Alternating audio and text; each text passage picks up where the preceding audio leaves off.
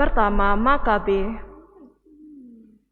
Pada masa itu, tampillah di Israel seorang raja yang berdosa, yaitu Raja Antiochus Epiphanes, putra Raja Antiochus. Ia pernah menjadi sandera di Roma.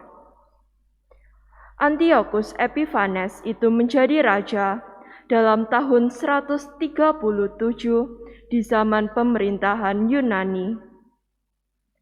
Pada masa itu, tampillah dari Israel beberapa orang jahat yang meyakinkan banyak orang dengan berkata, "Marilah kita mengadakan perjanjian dengan bangsa-bangsa sekeliling kita, sebab sejak kita menyendiri, maka kita ditimpa banyak malapetaka."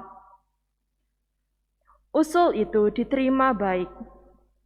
Mereka diberi hak oleh raja untuk menuruti adat istiadat bangsa-bangsa lain. Kemudian mereka itu membangun sebuah gelanggang olahraga di Yerusalem menurut adat istiadat bangsa-bangsa lain. Kemudian mereka pun memulihkan kulub mereka dan murtadlah mereka dari perjanjian kudus. Mereka bergabung dengan bangsa-bangsa lain dan menjual dirinya untuk berbuat jahat. Beberapa waktu kemudian, Raja Antiochus Epiphanes menulis sepucuk surat perintah untuk seluruh kerajaan, bahwasanya semua orang harus menjadi satu bangsa. Masing-masing harus melepaskan adatnya sendiri. Maka semua bangsa menyesuaikan diri dengan titah raja itu. Juga dari Israel, ada banyak orang yang menyetujui pemujaan raja. Dipersembahkanlah oleh mereka kurban kepada berhala dan hari Sabat dicemarkan. Pada tanggal 15 bulan Kislev, dalam tahun 145, Raja menegakkan patung berhala keji di atas mezbah kurban bakaran di Bait Allah. Dan di semua kota di seluruh Yehuda, mereka dirikan pula mezbah pemujaan berhala.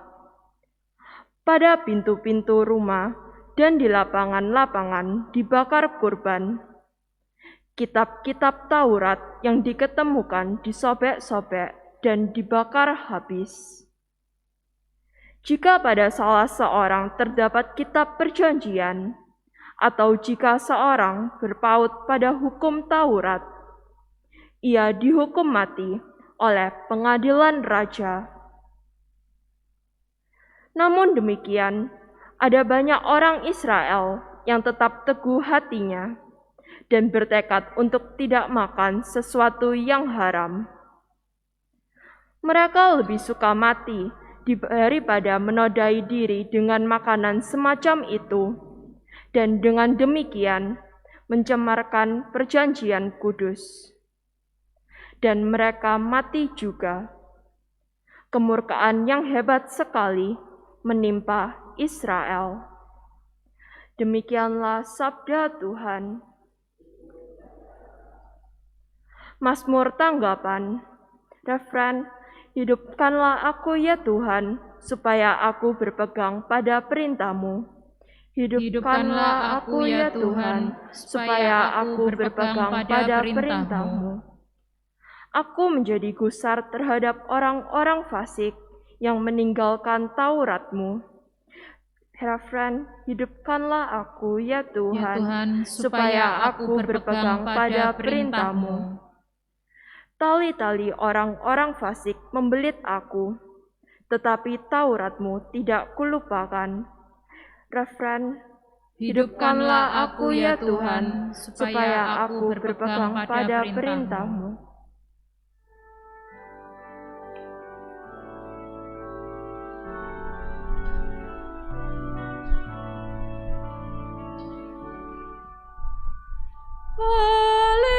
Haleluya, haleluya.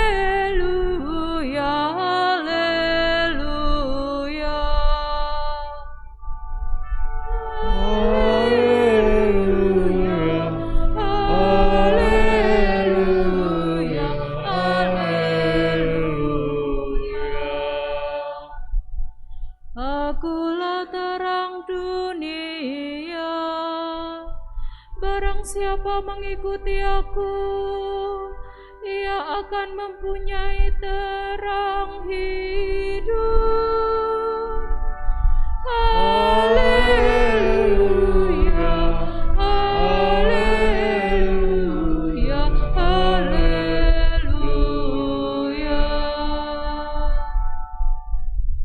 Tuhan bersamamu.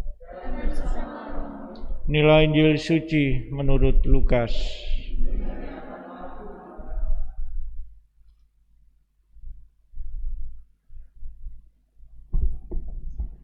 Ketika Yesus hampir tiba di Yeriko, ada seorang buta duduk di pinggir jalan dan mengemis. Karena mendengar orang banyak lewat, ia bertanya, "Ada apa itu?" Kata orang kepadanya, "Yesus orang Nazaret sedang lewat." Maka si buta itu berseru, "Yesus anak Daud, kasihanilah aku." Orang-orang yang berjalan di depan menyuruh dia diam. Tetapi semakin kuat ia berseru, "Yesus anak Daud, kasihanilah aku." Maka Yesus pun berhenti dan menyuruh orang mengantar dia kepadanya. Ketika si buta itu sudah dekat, Yesus bertanya kepadanya, "Apa yang kau inginkan ku perbuat bagimu?" Jawab orang itu, "Tuhan, semoga aku bisa melihat." Maka Yesus berkata, "Melihatlah, imanmu telah menyelamatkan dikau." Pada saat itu juga ia melihat, lalu mengikuti Yesus sambil memuliakan Allah. Seluruh rakyat menyaksikan peristiwa itu dan memuji-muji Allah. Demikianlah sabda Tuhan. Terpujilah Kristus. Saudara-saudari, hari ini Yesus memberikan kegembiraan bagi orang buta, yakni bisa melihat. Dengan melakukan itu,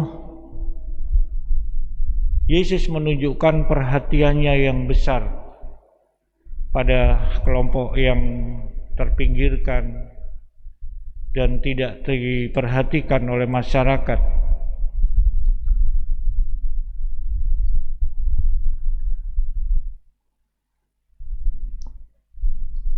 Peristiwa penyembuhan mata orang buta di Yeriko itu menunjukkan rahmat ilahi yang disiapkan bagi manusia. Pertama-tama ialah belas kasih Allah. Ketika Tuhan berbelas kasih, maka Ia menganugerahkan yang terbaik kepada manusia. Kendatipun manusia sering mengkhianati cinta Tuhan. Lalu yang kedua, peristiwa itu menunjukkan bahwa setiap manusia berhak mendapatkan perlakuan yang sama dari Tuhan.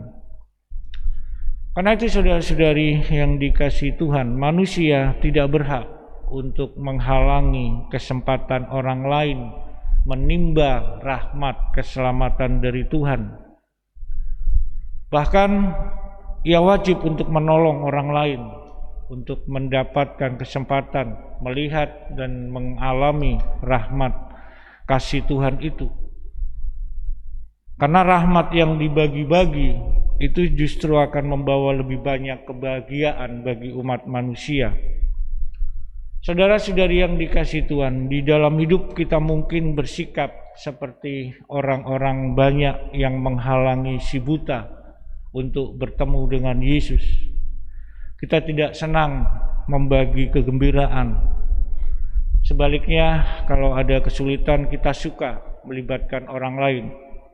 Untuk itu, saudara-saudari, mari kita bertindak sebaliknya, yakni membawa sebanyak mungkin orang kepada Yesus.